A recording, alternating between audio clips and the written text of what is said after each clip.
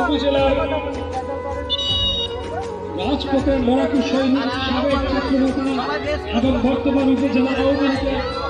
যুগ্ম সাধারণ সম্পাদক এবং উপজেলা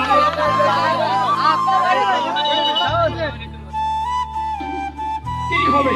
দেখা যাক। মতো কি গোল হলে এগিয়ে যাবে আবামারি প্রথমবারের মতো ম্যাচের মধ্যে এবং দারুণ গোল একটি হৃদয় এবং দারুণ গোল